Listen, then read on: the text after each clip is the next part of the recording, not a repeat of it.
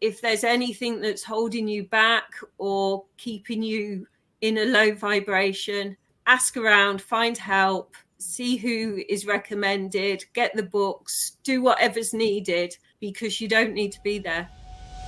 Welcome back to another episode of Voices of the Goddess, where brilliant women come to take a break from their successful and sometimes overwhelming lives to level up, live free, and create abundance. If your hectic life has you feeling a bit lost, if you're building your career, brand, or business, or if you simply want to get the most out of life, this podcast is for you. I'm your host, Julietta Wenzel, founder of Body and Soul PT and Soul Candy. And I'm your co-host, Graciela Laurent, professional portrait photographer specializing in boudoir and personal branding. Whether you're relaxing with a cup of coffee or running around town, we've got you. Whatever you're doing, thanks for bringing us along and sharing a laugh. Here comes the magic. Hello, hello. We are live again. We are. I feel like we've been gone a long time. I don't know why. Like sometimes they feel like they happen like really quickly, and then other times it's like we haven't done this in forever. Yeah, it's probably because of all the stuff we have crammed in between. We have been cramming so much in between and so much more coming up. But I want to talk about last week. You know, we hosted this networking event. And, you know, after COVID, I networked practically every night pre-COVID. Mm-hmm. And then when COVID hit, I was like, thank God I don't have to go to another networking event. Even the little kids were happy. They were like, oh, I'm so glad we don't have to go to a board meeting, Mom. So, you know, but when you're an entrepreneur, like networking is a big part of marketing your business. And so it's this, we need to go back to networking. But I don't like networking unless we network our way. I was going to say, you don't like shallow networking, which, right. You know, I don't think anyone does. It's just hard to figure out like, which is going to be the event that's going to have the people like yelling at you and shoveling business cards in your face, versus events like the ones we've been doing where people actually stop and talk and really try and get to know you, you know? Well, and I feel like, you know, so this event that we had, I guess it was that Thursday night? Not that it matters what night it was, but seeing the difference in how people connected and interacted, and you know, it was almost like we just gave them permission to network differently and to be authentic and actually connect with the people that were there. Like people were laughing and people were crying and supporting each other. And it was just really beautiful to see. And yeah, I think it's the word networking that kind of gets you in that you know, KPI algorithm, you know, my numbers kind of mindset, right? Because we're all running businesses and I get it. I have to pay attention to my numbers too. Like, you know, that you have to touch a certain amount of people, you know, you have to get out there and just let people get to know you and things like that. But it's all in your intention, right? You know, if you replace the word networking with heart-centered networking, right? Like one of the events that we have here at the studio.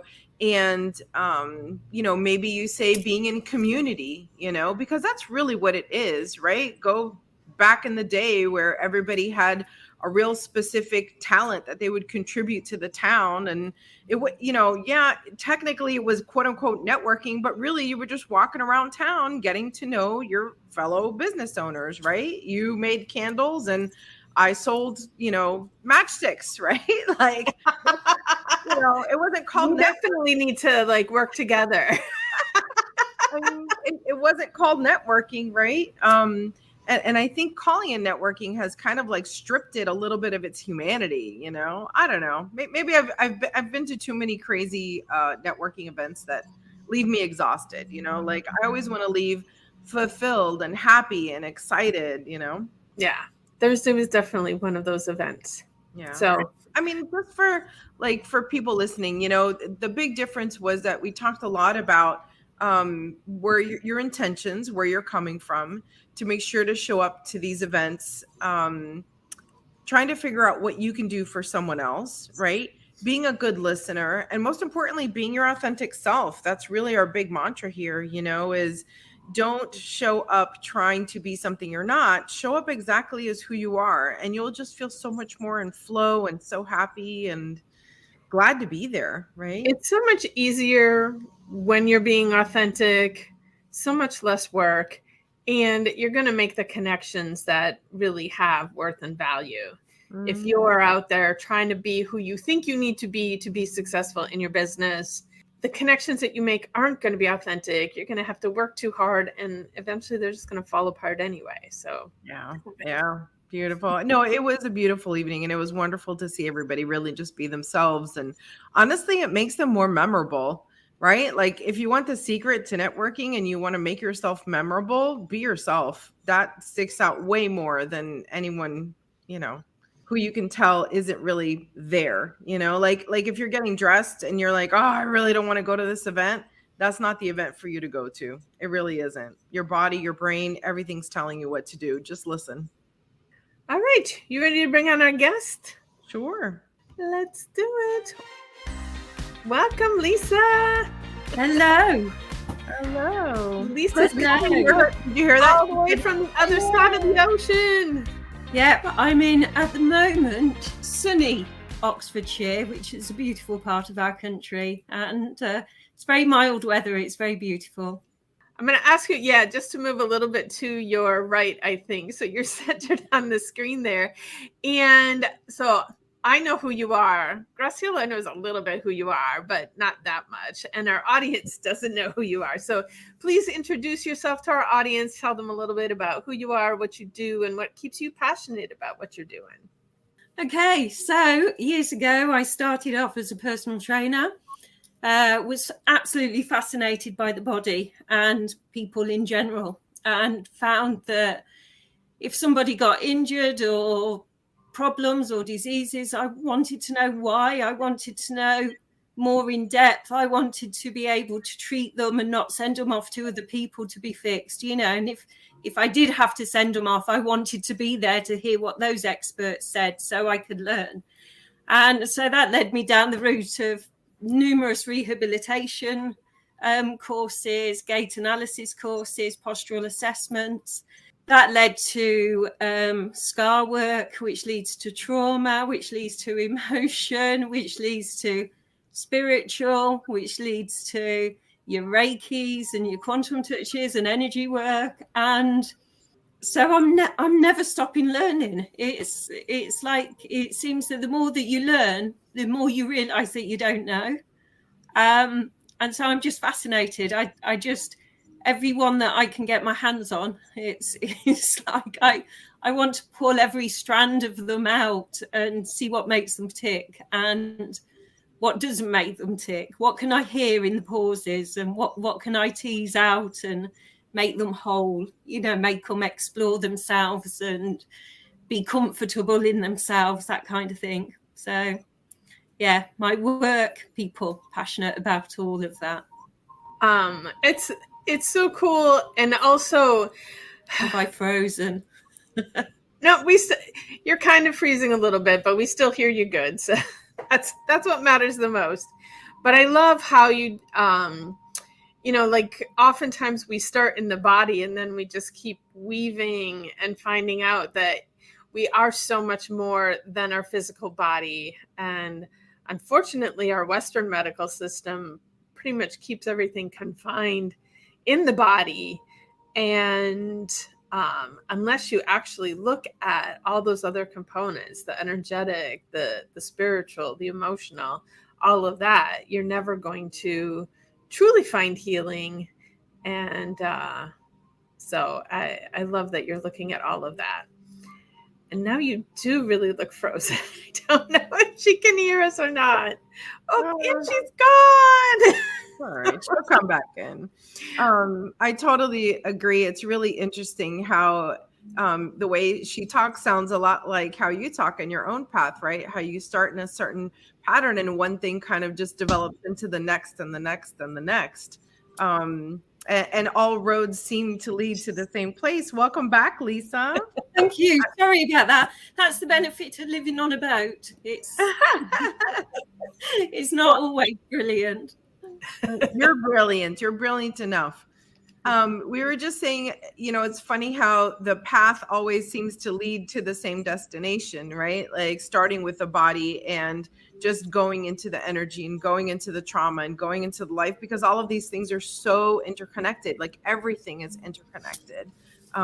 That's so beautiful. It sounds like you've been at it for a little while. Yeah, I'm 54 now, and I started as a trainer early 20s. But I was bodybuilding in my teens. I was, in the gym. I lived in the gym. I was a sprinter at school. So I've always been fit. I've always been into training. I'm passionate about how the body feels. I've ran diet groups for doctors' surgeries, classes, exercise classes, loads of different stuff. But it kind of feels, when I started out as a personal trainer, I used to see people that had been personal trainers and were now doing spiritual energy work, and I'd think, why do they want to move away from personal training? Because personal training is amazing. And then when you start going on this journey and you realize how everything's connected and how everything's tied in, it just seems a natural progression. And, I haven't lost the personal training aspect. I can still bring that in with my clients, along with nutrition, along with various other things. But it's now getting to the core of the person. Who are they inside? What are they hiding?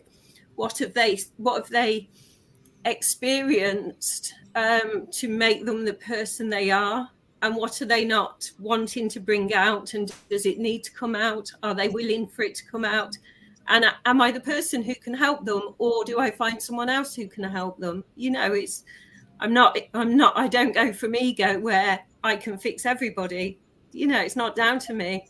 But yeah, if I can be a stepping stone in their journey somewhere, that's fantastic. I've done my job then.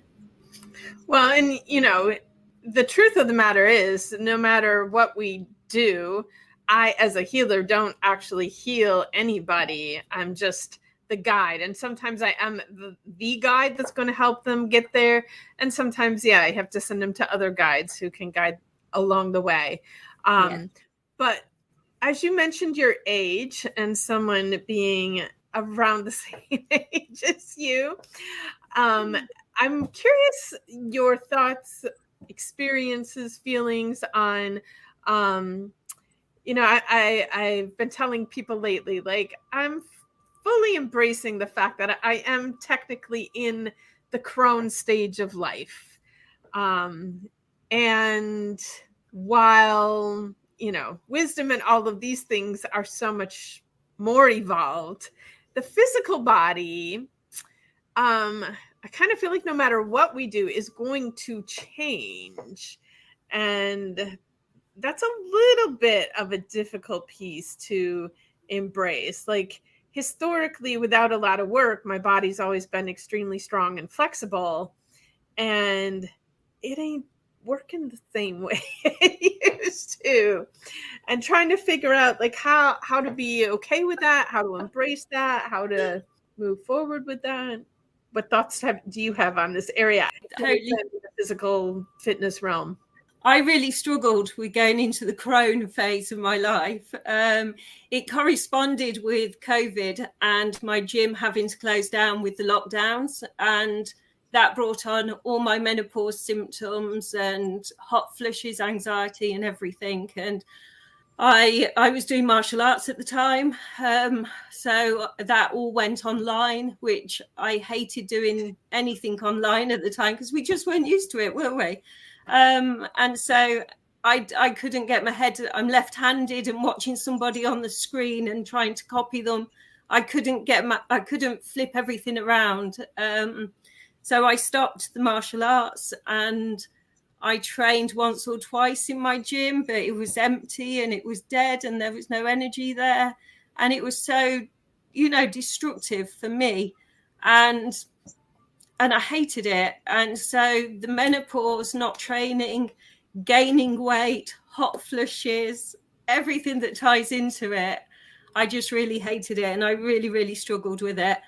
But luckily, my husband, Des, was an acupuncturist, and he sorted out my hot flushes and anxiety and everything, and started training again once the gym opened. But then he got diagnosed with cancer, consequently died a year later. So during that time, I was hardly training. So I found it really hard. I've now gone back to martial arts, and God, it hurts. You know, it never hurt this much 3 or 4 years ago, but now it really hurts. But it also feels really good. It makes me feel younger. It reminds me of what I was capable of and what I can be capable of again. It's a longer journey now. You know, it's my body isn't bouncing back into shape as it used to. But I just think we have to do something.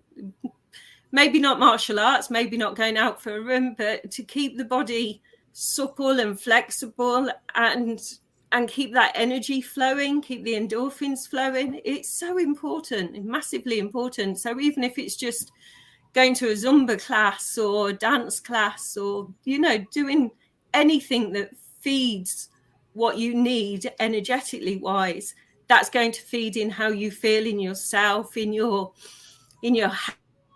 I think she froze again, but I'm just going to speak to, you know, I'm on this journey of returning to yoga after many years not being there. And that is something that I find, as opposed to focusing on the actual physicality, the postures, etc. in the yoga, I do find myself focusing more on the energetics of it. And not really comparing myself to what this pose is supposed to look like, but rather, how do I feel in it, and what can I shift in me to feel better in it? That, I definitely think as we get into this phase, we have to look at physical things from a different perspective than what we did, you know, in our younger phase. How great can I be, and how much better than others can I be? But right now it is, you know, how can I be in me and aware of me and shifting me while I'm doing these physical things, as opposed to looking at it. It's more internal than external now. Right. And I also want to say, you know, this conversation reminds me of the whole Blue Zones conversation, you know, where Dan Buettner went around the world and he found all the things that centenarians have in common, right? People living to 100. And one of the things of the many that keep coming up is physical movement. And not one of those people has a gym membership. Not one of those 100-year-old folks are out there, you know, doing CrossFit, right? Like, that's not it. It's natural movement. So, you know, one of the hurdles that I've had to overcome in my life is feeling like a complete loser because I didn't go to whatever class I was supposed to go to, or that I gave up a gym membership X amount of years ago, or whatever. Do you know what I mean? Like, that I wasn't doing something structured, right? Because like when you're in school, you're like playing sports and you're part of a team, and then you grow up and then your kids are in sports and things like that, right? So like, you know, not giving myself credit for natural movement. I think that's, like, for me, my biggest lesson right now, honestly, watching those Okinawans that they're like 96 years old, 103 years old, and they're getting up and sitting down off the floor 30 times a day. Like, honestly, try it. Go ahead, any age. I don't care how old you are. Get up and sit down off the floor 30, 40, 50 times a day, and then call me and tell me that's not a workout. Like, it counts. Honestly, I started doing this rebounder, like this little mini trampoline thing, and I'm just like bouncing up and down on it. You know, it looks easy enough. And man, some days I'm like, man, it's like a little bit of effort there. Like, there's muscles that are like, what? Wait a minute. I was sleeping. What is this? What do I have to do now? So, you know, like, for me, I think it's an ADHD thing that I have this all or nothing mentality, right? Like if I can't go to the gym and lift 100 pounds, I might as well just lay here like, oh, it's all terrible, you know? So I think giving yourself credit for things that are part of natural movement, right? Carrying your groceries in, like do that 100 times. It still counts, you know, like picking up your kids off the floor. It still counts. But Lisa, I have a question for you. So I'm curious, with all your experience and as vast as it is, and this is not on our list, but I just feel like I need to ask you, what is the one thing that you know to be true?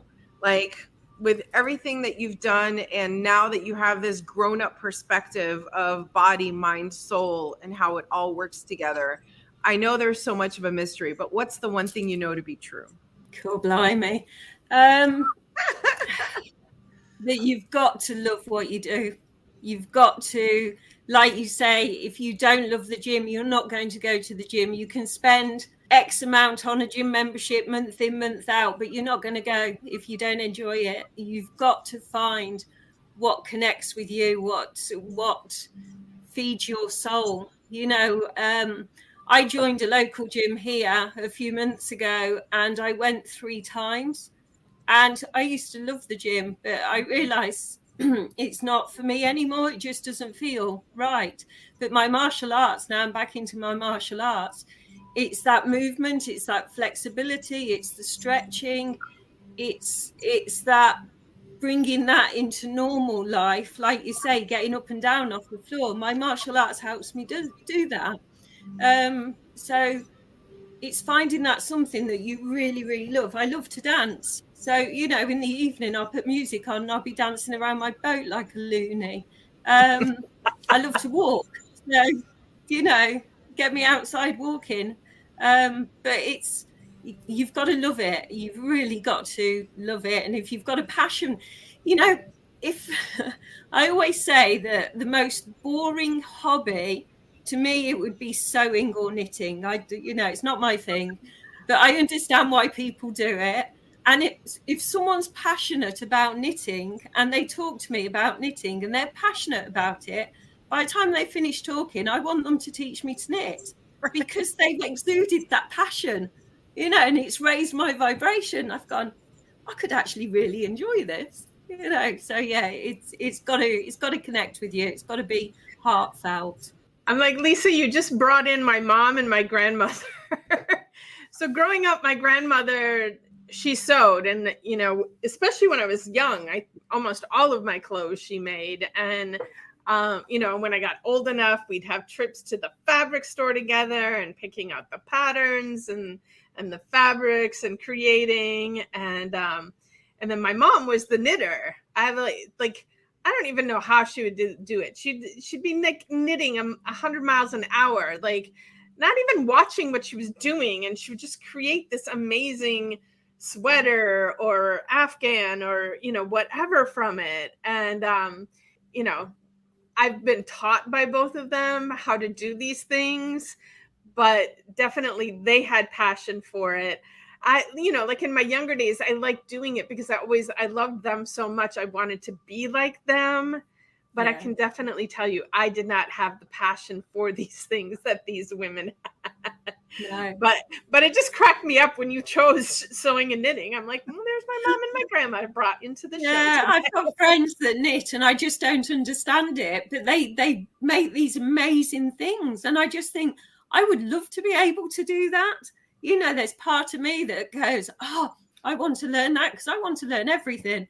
And, you know, I have another friend that upscales bags and coats and everything. And she does these amazing things. And I just think, wow, I wish I had that creativity. But I haven't. She has. So. Well, you have creativity. It's just in some other area. Yeah. And I think oftentimes we limit our thinking of creativity into being things that are quote unquote artistic. And, you know, you can be creative in science, in math, in fitness. You know, creativity expresses itself everywhere in our world. So. Yeah, it does. That's true. I love to draw and I write a lot. That's my creativity. That's my outpourings. So, have you met cacao, Lisa? do you know what? No, I haven't. Let me tell you. I never have. I've always meant to, but no. You know, I would encourage you. You know, I also love writing. And for a long time, I was paralyzed in my writing. Talk about writer's block. I was just kind of like stuck. And adding cacao to my morning ritual, I email Julietta at 6:00 in the morning every day with a fresh batch of information. Some days it's a typing kind of a writing, but I really prefer the pen to paper. And just the flow is just so great. I mean, it really is so incredible with focus, creativity, energy. I'm telling everyone, I'm sure our listeners are like, okay already. But like, it's enough about the cacao already. But like, it's so good. Like, try it and then tell me you didn't like it. But just, I will. You know, I will. Yeah. I think you'll find your writing will be on hyperspeed. Oh my God. Yeah. Okay. We actually had to take a break. We came up with too many ideas. And we're like, we need time to execute. I need to stop for 1 second. We're planning this event for November 10th. And so if you're listening out there, head over to our website. You can find out more about it. But Graciela literally wrote, like, I think we have 2 events here because we just had the cacao just brings so many ideas. And at some point you gotta like go, okay, that's enough for now. Let me handle this and then we'll get to the next. But yeah, and actually what I did, just to be clear, I did not stop drinking cacao. I just refocused my cacao energy to a different project. So I was like, okay, I've created enough for right now. Let me now take this energy and put it into that execution. And I also picked up, you know, I love reading. I picked up books that I haven't picked up in forever that I've been meaning to finish. And now I'm just relishing in them. Like, everything is just so much sweeter. But anyway, that's my cacao TED Talk for today. I'll take that on board. I love to read as well. So time for that would be good. Well, perfect timing. Can you give us a book to add to our goddess library? Give us an idea. What do you love? What would you like everyone to know about? So I had a really hard time choosing books because I've got a bookcase behind me of we see many different ones, and I love my books. And but the ones that have helped me on my journey massively, one of them is, I don't know if you can see it, Letting Go. Julietta's nodding, by David R. Hawkins, The Pathway of Surrender. It's a brilliant book on getting your head around emotions and knowing that what you feel about certain things. So one of my issues was anger for many, many years. And reading anger in this book just made me realize that it wasn't just me, and where it might have come from, how I could help resolve it, and shame and fear. And then the good ones, you know, peace, harmony, love. But it's such a brilliant book that I would recommend anyone who's struggling emotionally wise and their vibration is low and they've got some depression, or they're just naturally sad, or they're ashamed of anything, or living in anger. Get this book, because it is well worth realizing that you're not on your own, and you know there's something out there to help. One of the other ones, this helped my husband massively, Radical Remission. So it's stories, surviving cancer against all odds, and it's a brilliant book on people's stories that have been diagnosed stage 4 and have been told, you know, they haven't got long left to live at all, and they survived it. And that was a big Bible for my husband. And brilliant book. And then if there's anyone else who I follow regularly, it's Joe Dispenza, Dr. Joe Dispenza, who I love his books. I've got all his books. I've been to one of his weekend seminars, and I just think he's an amazing guy. what fires the brain wires the brain, and it is so true on a emotional level, on a physical level, whatever it is. It wires us in, and if we can reconnect to that happy times, those moods, those emotions, then it helps lift us and keeps us in the right vibration. Aren't you reading Dispenza right now, Graciela? Yeah, I'm doing Becoming Supernatural. That one's on my shelf. Mine's over there too.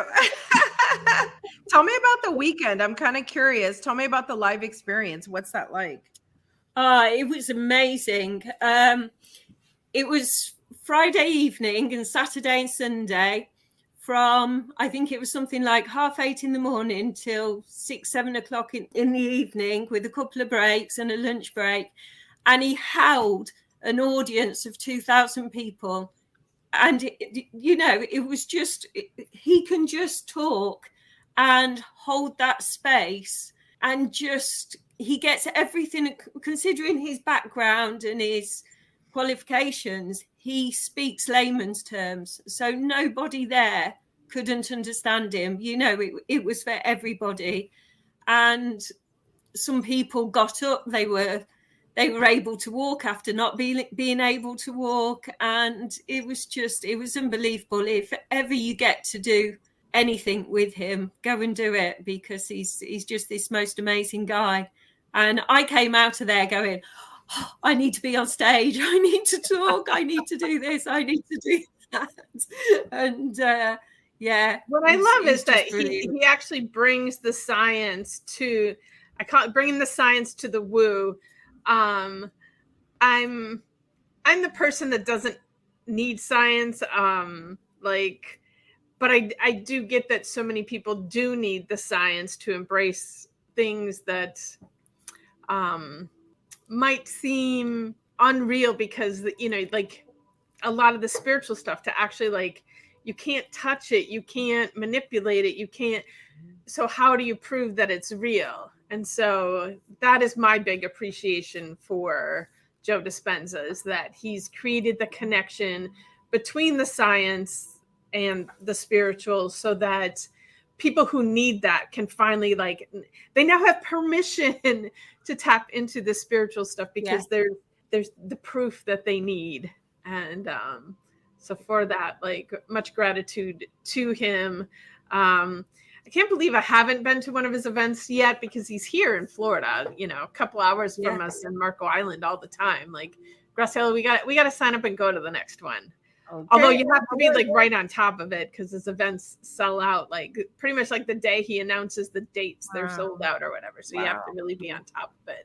But super cool. So this time has flown by super fast, but I'm curious, Lisa, if there's one little parting nugget gift that you'd like to leave with our audience today. I think it's, don't be afraid to explore. Don't hide in the shadows. I did it for many, many years, and over certain things I still do it. But when I realize that I'm doing it, I try and push myself out of it and find the help that I need not to be there. But if there's anything that's holding you back or keeping you in a low vibration, ask around, find help, see who is recommended, get the books, do whatever's needed, because you don't need to be there. Nice. That's it. You don't need to be there. Beautiful. I always tell people, if it feels like it always has been this way, or quote, this is just how I am, those are red flags. Nothing is permanent. Nothing has to be the way that you think it does. You can absolutely create every minute of your reality. So Thank you for that reminder to reach out. I think it's so important. Thank you. Thank you for joining us today. So nice to see you again, even though I do hope one day we actually get to meet in person. I think we will, definitely. Yeah. And we're definitely going to host a retreat on that side. So we'll see you for that for sure. Yeah, you definitely would. Just let me know. I'll be there. Oh, yeah, We have connections over there. Lisa can help us organize the. Oh yeah, We've been talking about heading over there already, so it's on the list. So I know lots of places here where you could have it, which would be perfect, and I'm at your disposal. So yeah, just let me know. I'll be there. Awesome. All right. Have a beautiful day, my friend. And everyone out there, to our listeners, thanks for tuning in. Have a magical, magical day. Thanks for joining us today and keeping us in the top 10% of podcasts in the world. Ask us how you can promote your business on this podcast as a sponsor, and make sure you check out the show notes for details on how to get in touch with Julieta, Graciela, or today's special guest. We're sending you lots of love and gratitude. Have a magical day.